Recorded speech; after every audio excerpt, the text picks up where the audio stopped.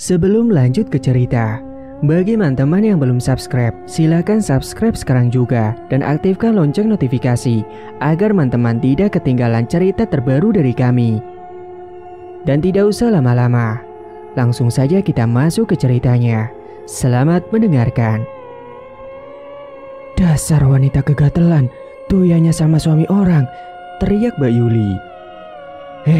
Kalau ngomong dijaga ya, jawab Eni. Loh, emang kamu itu ganjen sama laki orang? Emangnya gak ada apa laki-laki lain yang mau sama kamu, ah?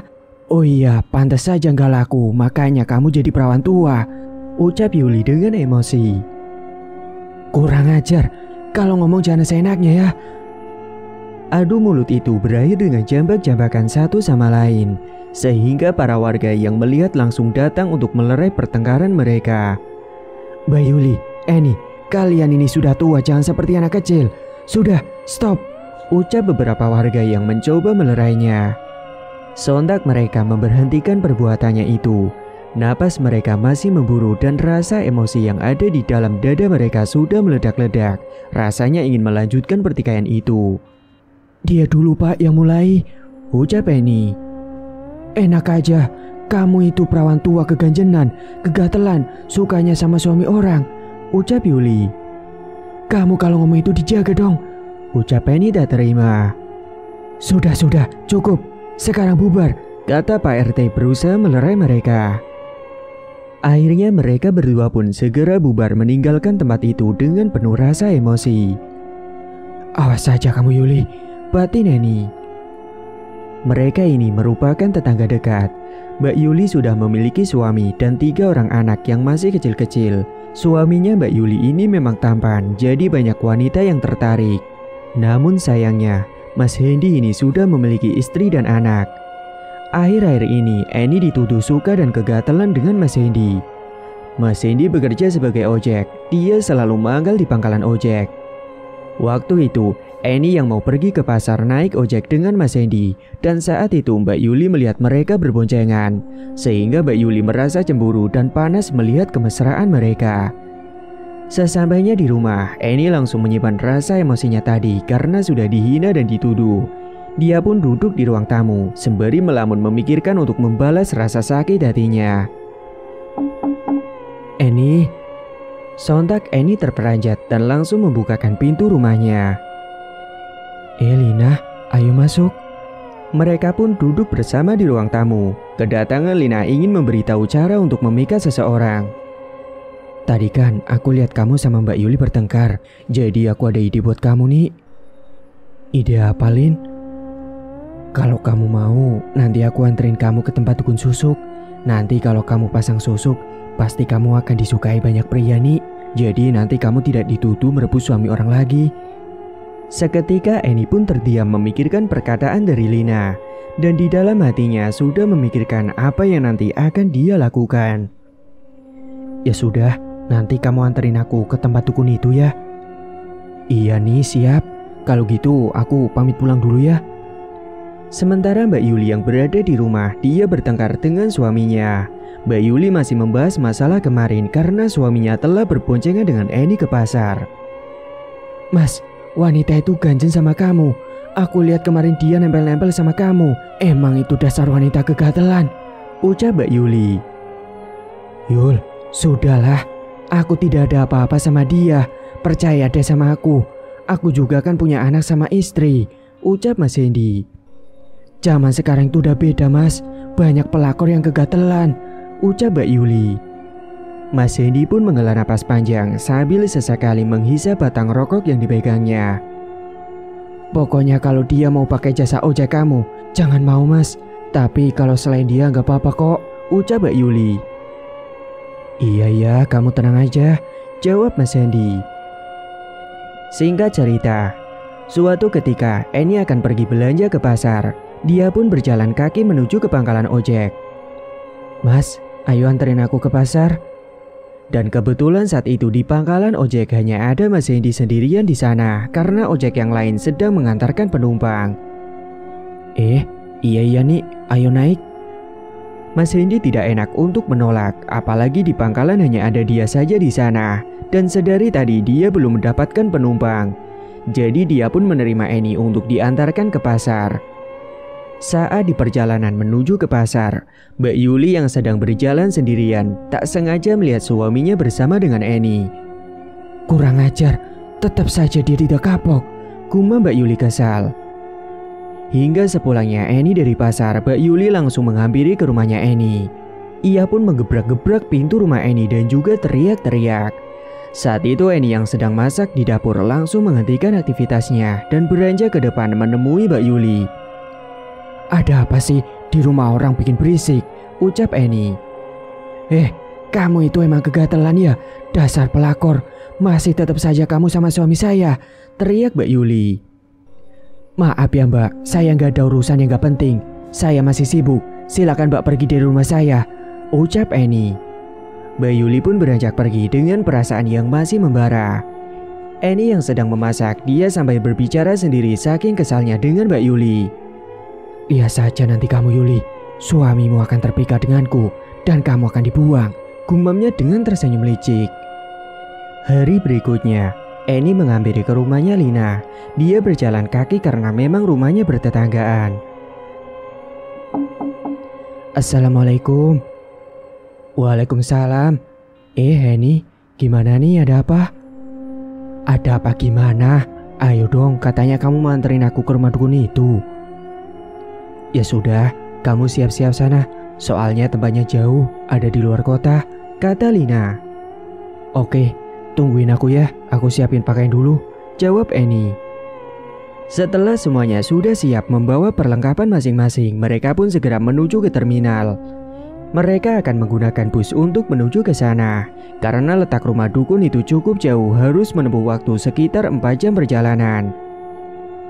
Saat di perjalanan, di dalam bus, Annie dan Lina saling ngobrol satu sama lain.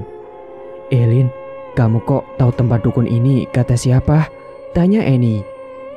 "Aku tahu dari saudaraku. Dulu dia minta diantarkan aku ke rumah dukun itu. Dia itu seorang penyanyi dan dia memasang susuk untuk memikat orang-orang," terang Lina. "Oh gitu. Tapi kamu yakin Lin, kalau susuk ini pasti ampuh?" ucap Annie. "Tenang aja nih, pasti ampuh kok. Saudaraku yang pasang susuk itu juga sekarang hidupnya sudah berubah. Bahkan banyak yang ngejar-ngejar dia katanya." "Iya ya, aku percaya kok sama kamu Lin."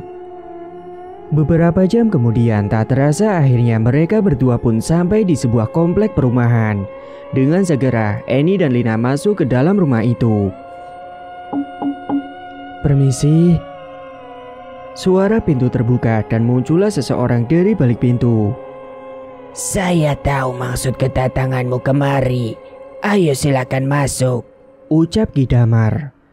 Dengan segera mereka berdua pun masuk ke dalam rumahnya Ki Damar. Rumahnya sangat mewah, banyak juga benda-benda pusaka yang terpajang di dinding rumahnya. "Jadi gimana? Ceritakan semua yang kau alami." "Saya dituduh merebut suami orang Ki. Saya juga dihina. Saya tidak terima. Dan saya mau suami dia jadi terpikat dengan saya Ki. Dan siapapun laki-laki akan terpikat dengan saya Ki." Ki Damar hanya tertawa mendengar penuturan dari Annie. "Itu gampang. Tapi kamu harus melakukan laku tirakat terlebih dahulu supaya susuk yang nanti dipasang menjadi sempurna. Kamu harus melakukan puasa weton selama 5 hari berturut-turut. Puasa weton adalah hari di mana kamu lahir." "Baik Ki, akan saya lakukan itu." "Kamu juga harus membayar maharnya terlebih dahulu untuk melakukan ritualnya." "Berapa Ki maharnya?" 10 juta saja." "Baik Ki, ini uangnya. Sudah saya siapkan dari rumah." Annie menggunakan uang itu dari uang yang disimpannya selama ini. Dia bekerja menjadi dropshipper, jadi tetangganya taunya Annie ini tidak bekerja. Kemudian uang yang berada di dalam amplop coklat itu diberikan kepada Ki Damar. "Kamu lahir hari apa?" "Saya lahir pada hari Rabu Legi Ki." Ki Damar pun melihat kalender yang ditempel di dinding samping tempat duduknya. "Tepat besok Rabu Legi, kamu harus mulai melakukan puasanya." "Iya Ki, siap." "Kamu menginap saja di sini selama melakukan puasa dan juga ritual nantinya. Annie pun menganggukkan kepalanya saat menjawab ucapan Ki Damar. Singkat cerita, sebelum melakukan puasa wetonya, Annie dimandikan terlebih dahulu oleh Ki Damar dengan menggunakan air kembang 7 rupa. Hingga setelah melakukan puasa weton selama 5 hari berturut-turut, kemudian Annie dan Ki Damar akan melakukan ritual di dalam ruangan khusus. Semua sesajen sudah disiapkan di dalam ruangan ritual itu. Ada kemenyan kembang setaman, kembang kantil, minyak misik, kain mori, dan juga buah-buahan. Sementara Lina, dia menunggu di kamar yang sudah disediakan selama 5 hari ini mereka menginap. Kemudian bunga kantil itu diolesi dengan minyak misik dan diasapkan ke atas asap kemenyan yang sudah dibakar. Sembari Ki Damar membacakan mantranya dengan mulut yang terus berkomat-kamit. Siro kang tapuji, langkai kantil melati, meluo kanthi mbuka ati, kang dadi kersaku, gelem tak tresnani, ngimbang ana ing jero ati jabang bayine. Ki Damar terus membacakan mantranya dan tiba-tiba saja ada hembusan angin kencang masuk ke dalam ruangan itu. Membuat bulu kuduk Annie merinding berdiri semua, dia juga sangat ketakutan. Tiba-tiba saja Annie mencium aroma bau busuk yang menyeruak ke dalam hidungnya. Brak! Jendela ruangan ritual itu tiba-tiba tertutup dengan sendirinya. Beberapa saat kemudian, Ki Damar sudah menyelesaikan ritualnya. Kembang kantil yang sudah dibacakan mantra itu dan diolesi oleh minyak misik, kemudian dimasukkan ke dalam segelas air putih dan diberikan langsung kepada si Annie. Minumlah air kembang kantil ini sekarang juga, ucap Ki Damar. Annie pun langsung meneguk air kembang kantil itu perlahan sampai habis. Setelah habis, kemudian Ki Damar menyiapkan kain mori kembang kantil yang tadi dicelup dengan air dimasukkan ke dalam kain mori. Kembang kantil dibungkus dengan kain mori itu kemudian diberikan kepada Annie. Simpanlah kembang kantil ini pada sakumu setiap hari, dan saat kamu ingin memikat hati seseorang, bacakan mantra ini. Dia pun menerima bungkusan kain mori berisi kembang kantil itu. Baik Ki, terima kasih banyak ya Ki. Sama-sama, kalau begitu silakan kamu boleh bisa pulang, kata Ki Damar. Malam itu juga, Annie dan Lina akhirnya segera pulang. Untuk menuju ke terminal, mereka harus berjalan kaki karena tidak ada satu kendaraan pun yang datang. Mereka berjalan melewati jalanan depan kuburan. Tepat pada tengah malam itu membuat bulu kuduk mereka berdiri.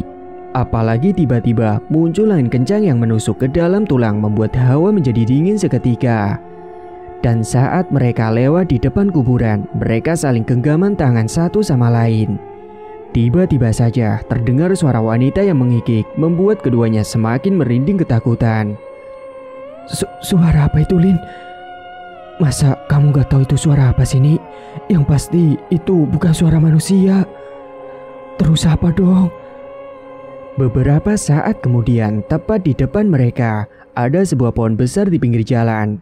Dan saat mereka melihat ke atas pohon, mereka ketakutan, tubuhnya gemetaran, bulu kuduk merinding semua. Mereka saling genggaman tangan dengan erat. Mereka melihat sosok wanita, yang mana sosok itu mengenakan pakaian berwarna merah dengan wajah yang hancur penuh dengan darah dan juga rambutnya yang acak-acakan, serta kedua matanya yang melotot warna putih. Dengan segera mereka pun berlari terbirit-birit dan sosok itu terbang melayang mengejar mereka berdua. Hingga beberapa saat kemudian akhirnya mereka sampai juga di terminal. Sesampainya di terminal, napas mereka terasa sangat ngos-ngosan. Keduanya beristirahat di warung yang masih buka di terminal dan mereka memesan minuman untuk menenangkan perasaannya. Sial banget sih, baru pertama kalinya aku dikejar sama hantu, ucap Annie. Iya nih, sama aku juga baru pertama kali. Bus arah tujuan kita belum datang juga ya, Lin? Lina pun langsung melihat ke arah sekeliling mencari nama bus dengan tujuan kota mereka. Iya, sepertinya belum datang nih. Kita harus nunggu dong di sini sampai pagi. Ya udah nggak apa-apa, kita nunggu aja di sini, ucap Annie. Singkat cerita, paginya bus tujuan kota mereka akhirnya tiba juga. Mereka pun segera bergegas masuk ke dalam bus itu. Namun saat keduanya akan masuk ke dalam bus, tiba-tiba saja Annie digoda oleh kernet bus itu. Neng cantik banget sih. Oh masa bisa aja mas? Dan saat itu Annie merasa kalau susuk yang sudah dipasang itu langsung bekerja dengan baik. Sehingga mulai saat itu Annie menjadi sangat percaya diri bertemu dengan para laki-laki. Beberapa jam kemudian mereka pun akhirnya sampai di rumah juga. Sesampainya di rumah, Annie jalan-jalan keliling desanya dan dia berjalan di depan pangkalan ojek, yang mana membuat para ojek itu berdecak kagum melihat kecantikan yang dimiliki oleh Annie. Itu Annie kan? Widih, iya ternyata cantik banget ya dia. Sementara Annie berjalan-jalan sembari tebar pesona kepada bujang-bujang dan juga laki-laki yang lain. Ada beberapa yang mencoba mendekati Annie dan meminta nomor HP-nya. Cantik, aku boleh minta nomor HP kamu gak? Boleh nih, catat aja, ucap Annie. Dan laki-laki itu pun sangat senang sekali karena bisa mendapatkan nomor HP Annie. Suatu hari, dia sengaja lewat depan rumahnya Mas Hendy dan Mbak Yuli. Saat itu mereka sedang duduk di depan teras rumahnya sedang bermesraan. Annie yang melihat kemesraan mereka pun langsung panas seketika. Apalagi Mbak Yuli tiba-tiba menyapa dia. Perawan tua, ngapain lihat-lihat? Iri kamu ya? Jalan-jalan sendiri paling sedang tebar pesona lu ya, ucap Mbak Yuli. Karena sakit hati dan emosi, saat itu juga Annie membacakan mantra untuk memikat Mas Hendy. Siro kang tapuji, ngelangkai kantil melati, meluo kanti buko ati, kang dadi kersaku gelemo tak tresnani, ngimbangono ing jero ati jabang bayine Hendy. Dan saat itu juga Mas Hendy yang melihat Annie langsung berdebar-debar jantungnya. Akan tetapi Mas Hendy tidak terlalu mendekati Annie karena dia sedang bersama dengan Mbak Yuli. Annie tidak membalas ucapan dari Mbak Yuli, akan tetapi dia tersenyum kepada mereka dengan senyuman bibir yang menyungging. Lalu dia pun segera meninggalkan rumah mereka. Singkat cerita, saat malam hari, Annie dari rumahnya Lina, dia berjalan sendirian di jalan tengah malam. Tiba-tiba saja sorot motor terlihat menyinari dan perlahan mendekat dari jauh. Annie, malam ini kamu cantik banget sih, ucap Mas Hendy. Ah, bisa aja mas. Perempuan malam-malam jalan sendirian di jalan sepi nggak baik loh. Ayo naik, aku anterin kamu ke rumah, tawar Mas Hendy. Gak usah mas, nanti malah repotin kamu. Aku juga takut nanti dilabrak sama istri kamu lagi, jawab Annie menolak. Sudah gak apa-apa, istriku sudah tidur jam segini, ucap Mas Hendy. Akhirnya Annie pun senang sekali karena Mas Hendy bisa luluh dengan dia. Rasa sakit hatinya itu perlahan-lahan terbalaskan. Mereka berdua pun berboncengan dan Annie sengaja memeluk Mas Hendy dengan erat. Beberapa saat kemudian Annie dan Mas Hendy sampai di depan rumah Annie. Makasih ya mas, kamu sudah mau nganterin aku. Iya sama-sama Annie. Apa sih yang gak buat kamu? Kalau gitu aku pulang dulu ya. Jangan buru-buru gitu dong mas. Ayo kita masuk dulu, kita ngobrol-ngobrol di dalam, kata Annie sambil merayu. Karena sudah terpikat dengan bujuk rayu dari Annie, akhirnya Hendy pun masuk ke dalam rumah Annie. Saat mereka akan masuk ke dalam rumah, tiba-tiba saja ada bapak-bapak yang meroda lewat depan rumah Annie dan melihat mereka masuk berdua ke dalam rumah Annie. Wah, itu kan Mas Hendy suaminya Mbak Yuli. Ngapain dia masuk ke dalam rumahnya Annie berduaan malam-malam? Ucap bapak itu. Iya bener, itu Mas Hendy. Gak bisa dibiarin ini, kata yang lain. Malam itu juga bapak-bapak yang sedang meronda segera pergi ke rumahnya Mbak Yuli. Mbak Yuli, Mbak, Assalamualaikum, Mbak Yuli. Mbak Yuli sedang tertidur di kamarnya, akan tetapi tiba-tiba saja Mbak Yuli terbangun dan mendengar teriakan dari bapak-bapak yang ada di luar rumah. Dengan segera dia pun bangkit dari kasur dan menuju ke depan. Ada apa ya bapak-bapak? Tanya Mbak Yuli. Maaf sebelumnya mbak, bukannya kita mau ikut campur, tapi tadi waktu kita meronda, kita melihat Mas Hendy masuk ke dalam rumahnya Annie berduaan. Hah? Yang benar pak? Tanya Mbak Yuli terkejut. Benar mbak, emang sekarang Mas Hendy ada di rumah nggak? Ya nggak ada sih, kan katanya dia sedang ngojek, kata Mbak Yuli. Kalau mbak gak percaya, kita pergi saja langsung ke sana mbak. Akhirnya Mbak Yuli pun meninggalkan anak-anaknya yang sedang tidur di dalam rumah. Dan memang benar, Mbak Yuli melihat ada sepeda motor milik suaminya terparkir di depan rumahnya Eni. Kemudian dia pun menggebrak-gebrak pintu rumah Eni. "Eni, keluar kamu!" teriak Mbak Yuli yang emosinya sedang meluap-luap. Eni dan Mas Hendy yang sedang bermesraan di ruang tamu segera membuka pintu. "Ada apa sih ini ribut-ribut di rumah saya?" ucap Eni. Ada apa? Dasar perempuan gatel, suami orang pun diembat," kata Mbak Yuli. "Mas, kamu kenapa tega mas? Kamu malah sama perempuan ini," imbu Mbak Yuli. Seketika air matanya Mbak Yuli menetes membasahi pipinya karena sudah sakit hati tidak menyangka suaminya bersama orang yang paling dia benci. "Hei Yuli, kamu lihat dong penampilanmu itu, dekil gak kau urus. Lihat dong itu Eni, cantik, modis, mulus dan juga seksi. Siapa sih yang gak bakal suka sama Eni? Aku juga bosan sama kamu," ucap Mas Hendy yang malah membela Eni. "Aku dekil gini juga karena kamu gak kasih uang banyak buat aku mas," ucap Mbak Yuli gak terima. "Halah, sudah sana kamu pulang," usir Mas Hendy. Mbak Yuli yang mendengar perkataan itu sangat sakit hati dengan perlakuan suaminya sendiri. Singkat cerita, saat sedang mandi, Eni seperti biasa sembari bersenandung. Namun tiba-tiba saja dia mendengar ada suara wanita lain yang ikut bersenandung dengannya. Hembusan angin pun masuk ke dalam kamar mandi melewati celah-celah membuat bulu kuduk dia merinding. Segeralah dia menyelesaikan mandinya dan kembali ke kamar untuk berdandan. Saat dia menatap ke arah cermin sembari menyisir rambutnya, tiba-tiba saja dia melihat ada bayangan hitam yang melintas di belakang tubuhnya. Serta dia mencium aroma bau kembang-kembangan serta bau kemenyan. Sontak dia melihat ke arah belakang. Namun saat melihat ke belakang ternyata tidak ada apa-apa. Seketika dia langsung merinding, bulu kuduknya berdiri semua. Pagi itu juga dia langsung keluar rumah untuk mencari bujang-bujang. Dia berjalan dengan melenggak-lenggok dan dia melewati di depan beberapa laki-laki yang sedang nongkrong bersama. "Eni, mau kemana sih panas-panas gini?" rayu para pemuda di sana. "Jalan-jalan saja mas." "Mau aku temenin gak cantik?" tanya yang lain. Namun Eni tidak menjawab dan dia kembali melanjutkan perjalanannya. Saat itu juga dia dikejar oleh salah satu laki-laki yang bernama Eko. "Eni, nanti malam kita pergi nonton mau gak?" ucap Eko. "Nonton?" "Iya, mau ya Nih, aku mohon," kata Eko. "Ya sudah, nanti malam kita ketemu di rumahku ya," ucap Eni. Semenjak itu, Eni menjadi sangat bahagia dan lebih percaya diri karena dia banyak didekati banyak laki-laki. Bahkan Mas Hendy juga sudah mulai jatuh cinta dengan Eni. Malam harinya, Eni sudah dandan dan bersiap-siap untuk pergi nonton bersama dengan Eko.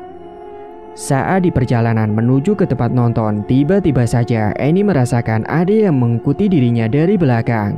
Dan benar saja, saat dia melihat ke arah belakang, ada sosok kuntilanak yang terbang sembari tertawa mengikik. "Kok, kita pulang aja yuk, aku takut."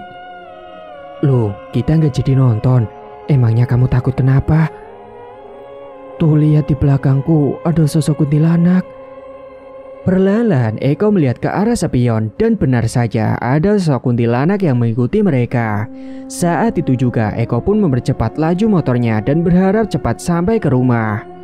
Karena tidak jadi nonton, akhirnya Eni dan Eko duduk bersantai di dalam ruang tamu. Mereka saling ngobrol dan sesekali bermesraan sembari menonton televisi. Singkat cerita, setelah Eko pulang dari rumahnya Eni, malam itu dia beranjak menuju ke kamar untuk segera tidur. Namun sebelum tidur, Eni membersihkan makeupnya terlebih dahulu di depan cermin. Ketika dia sedang bercermin, tiba-tiba saja dia melihat ada sekelibat bayangan hitam yang melintas. Saat itu juga, Eni dengan segera melihat ke arah belakang. Namun saat dia menoleh, ternyata tidak ada siapa-siapa. Dia segera menyelesaikan membersihkan makeupnya dan beranjak ke kasur. Saat dia berbaring di kasur, tiba-tiba saja dia mendengar ada suara wanita yang bersenandung dan sesekali memanggil namanya. Eni pun langsung menarik selimutnya untuk mengusir rasa takutnya itu. "Eni, Eni, Eni," ucap sosok itu. Namun beberapa saat kemudian suara itu menghilang entah kemana. Keesokan harinya, Eni hendak pergi lagi ke pasar dan dia ke tempat pangkalan ojek lebih dulu. Dan di sana sudah ada Mas Hendy. Dia yang melihat Eni langsung menyambut dengan senyuman. "Eni, mau ke pasar ya? Ayo sama aku aja," ucap Mas Hendy. "Iya mas, tahu aja." Mereka pun berboncengan menuju ke pasar. Di tengah perjalanan ada beberapa tetangga yang melihat dan menggunjing mereka. Itu si Eni sudah tua bukannya menikah sama yang bujang malah merusak rumah tangga orang." "Iya bu, kasihan Mbak Yulia. Mas Hendy-nya juga brengsek. Dia tidak memikirkan perasaan istrinya." Sepulangnya dari pasar, Eni mengajak Mas Hendy untuk pergi ke hotel. "Mas, kita ke hotel dulu yuk." Mau ngapain nih?" "Udah yuk kita ke hotel aja." Akhirnya Mas Hendy pun menuruti apa yang sudah diucapkan oleh Eni. Sesampainya di dalam hotel, mereka yang sudah terbawa dengan suasana, apalagi mereka berduaan di dalam hotel. Akhirnya mereka pun melakukan hubungan terlarang yang bukan suami istri. Mereka tidak pulang sampai malam hari, padahal Mbak Yuli, istri Mas Hendy, khawatir menunggu dirinya. Akhirnya Mbak Yuli pun menghampiri Mas Hendy ke pangkalan ojek tempat biasa dia nongkrong dan menanyakan kepada teman-temannya di sana. "Mas, lihat Mas Hendy nggak? Kemana dia?" cecar Mbak Yuli. "Tadi siang sih saya lihat dia pergi sama Eni mbak. Saya kira Mas Hendy langsung pulang dan gak kesini lagi," jawab ojek yang lain. "Kurang ajar," gumam Mbak Yuli emosi. Saat itu juga Mbak Yuli langsung segera pergi menuju ke rumahnya si Eni. Eni, keluar kamu!" teriak Mbak Yuli. Akan tetapi rumahnya itu terlihat sangat sepi dan lampu rumahnya juga mati. "Kemana mereka?" ucap Mbak Yuli pada dirinya sendiri. Singkat cerita, keesokan paginya Mas Hendy pun akhirnya pulang dan menemui Mbak Yuli. "Dari mana saja kamu mas? Dari kemarin baru pulang," tanya Mbak Yuli. "Bukan urusanmu." "Jawab mas, kamu gak usah bohong. Kamu habis pergi sama Eni kan? Perawan tua itu kan? Ngapain aja kamu sama dia mas?" cecar Mbak Yuli. Akan tetapi Mas Hendy tidak menghiraukan ucapan dari istrinya itu. Dia malah langsung pergi lagi untuk segera ngojek. Siang itu, Eni yang sedang nonton televisi, dia merasa ada yang berjalan-jalan di tubuhnya. Namun saat dilihat semuanya tidak ada apa-apa.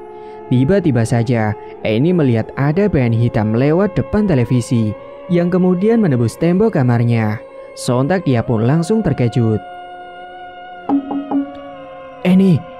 teriak Mbak Yuli dari luar rumah. "Ada apa sih? Berisik banget." "Semalam ngapain aja kamu sama suamiku?" tanya Mbak Yuli emosi. "Ya biasalah mbak, bermesraan tidur bareng," jawab Eni mengejek. "Dasar gatel." Dan tepat saat itu juga Eni langsung menampar pipi Mbak Yuli. "Jaga omonganmu ya, suamimu saja yang jatuh cinta sama aku. Makanya rawat diri supaya suaminya gak berpaling," ucap Eni mengejek. Eni yang tidak mau berdebat dengan Mbak Yuli, dia pun menutup pintu dan masuk ke dalam rumah. Singkat cerita, banyak laki-laki yang mendekati Eni sampai dia bingung harus memilih yang mana. Akan tetapi saat itu dia sedang fokus membalas dendamnya kepada Mbak Yuli dengan memikat hati suaminya. Akhir-akhir ini rumah tangganya Mbak Yuli dan Mas Hendy sedang tidak baik-baik saja. Setiap hari mereka selalu berantem, apalagi sikap Mas Hendy sekarang sudah berubah. Untuk menghilangkan rasa suntuk kejenuhan pada dirinya itu, Mas Hendy selalu pergi ke rumahnya Eni untuk mencari hiburan. "Eni," ucap Mas Hendy. Mas Hendy, ayo masuk mas." Mas Hendy juga selalu memberikan uang kepada Eni dari uang hasil ojeknya. Sementara Mbak Yuli malah sekarang tidak diberi uang, sehingga Mbak Yuli harus kerja sendiri jadi buruh cuci. Dan saat diminta uang hasil kerjanya Mas Hendy, selalu saja bilang kalau sepi tidak ada yang ojek. Sehingga itu yang membuat mereka selalu bertengkar setiap harinya. Saat itu ketika Mas Hendy dan Eni sedang bermesraan, tiba-tiba Mbak Yuli datang ke situ. "Ini uang buat kamu ya Ni, buat beli apa saja yang kamu butuh," ucap Mas Hendy sembari memberikan uang kepada Annie. Kemudian terdengar pintu digebrak. Pintu rumah Annie langsung didobrak oleh Mbak Yuli. Dan Mbak Yuli melihat uang dari Mas Hendy yang diberikan kepada Annie. Mbak Yuli langsung naik pitam. Emosinya sudah membara di dalam hati. Oh, pantesan. Jadi selama ini uang yang kamu dapat diberikan sama pelacur ini. Alasan bilangnya gak dapat penumpang. Jahat kamu, Mas. Namun saat itu Annie hanya tersenyum puas melihat Mbak Yuli yang emosi meledak-ledak. Sementara Mas Hendy selalu membela Annie. Singkat cerita, karena Mas Hendy malas untuk bertengkar terus dengan Mbak Yuli, akhirnya dia memutuskan untuk bercerai dengan Mbak Yuli. Dan Mas Hendy akan segera menikahi Annie karena selama ini dia sudah sangat jatuh cinta dengan Annie. Mulai saat ini aku talak kamu, Yul, tegas Mas Hendy. Loh, kenapa Mas? Kenapa kamu mau menceraikan aku? Tanya Mbak Yuli sembari meneteskan air mata dan juga tak terima. Aku bosan sama kamu. Setiap hari bertengkar terus. Aku akan segera menikah dengan Annie saja. Seketika hati Mbak Yuli terasa seperti sudah diiris-iris dengan menggunakan pisau yang tajam. Dia sangat sakit di hati sekali. Dan saat itu juga Mas Hendy mengemasi barang-barangnya yang akan dibawa ke rumahnya Annie. Mbak Yuli hanya bisa pasrah dan meratapi semua nasibnya yang sudah terjadi dengan rumah tangganya itu. Waktu itu, Mas Hendy langsung pergi ke rumah Annie dan menginap di rumahnya. Jadi kapan kamu mau nikahin aku, Mas? Iya nanti ya, nunggu proses perceraian aku sama Yuli selesai dulu. Nanti aku langsung akan menikahi kamu, ucap Mas Hendy. Beneran ya, Mas? Iya, Dek. Meskipun Annie tinggal bersama dengan Mas Hendy, namun Annie masih tetap berhubungan dengan Eko.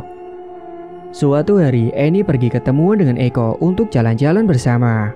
Saat itu Mas Hendy belum tahu kalau Annie berhubungan dengan laki-laki lain.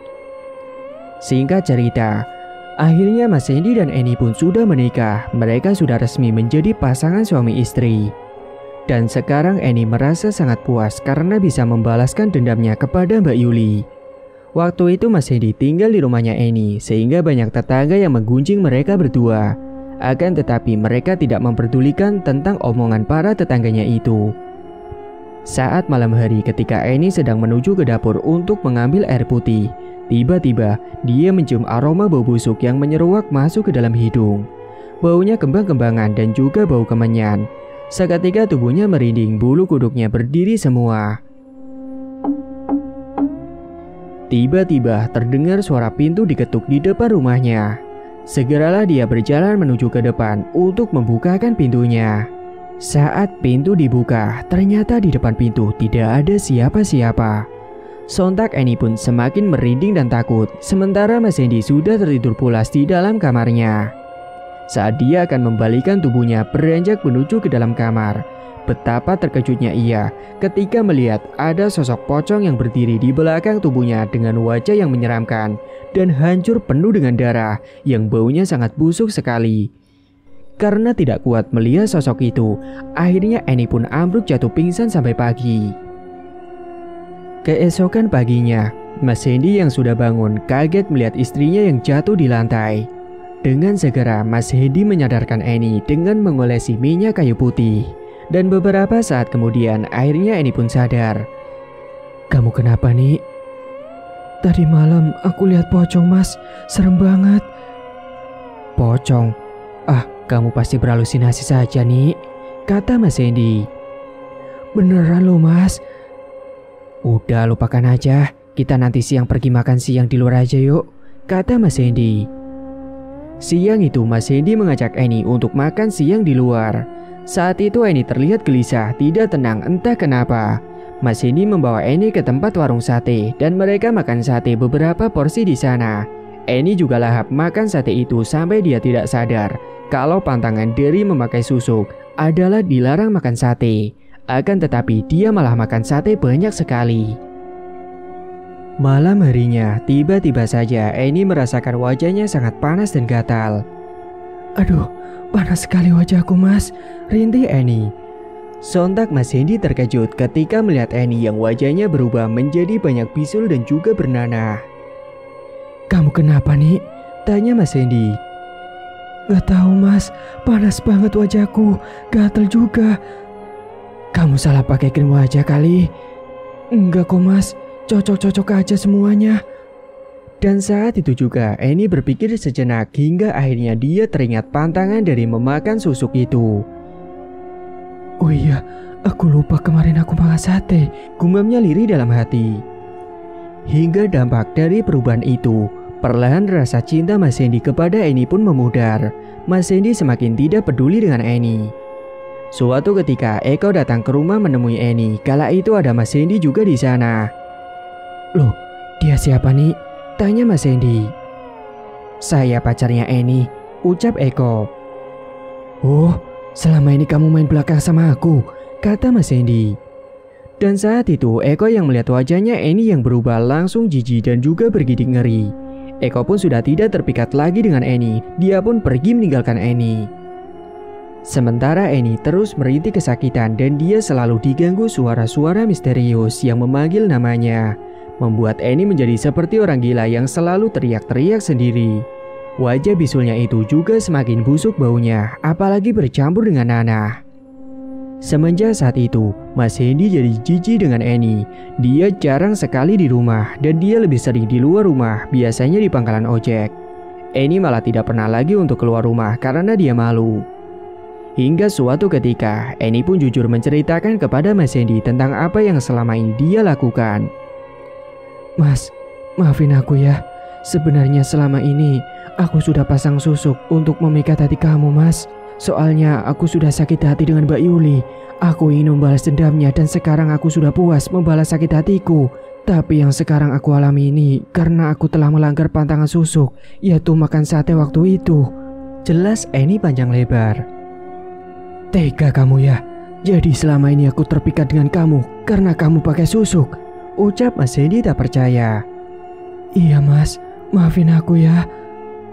Dan saat itu juga Mas Hendy langsung pergi ke rumahnya Mbak Yuli untuk meminta maaf dan meminta balik rujuk kembali. Yul, maafin aku ya. Aku salah, aku menyesal.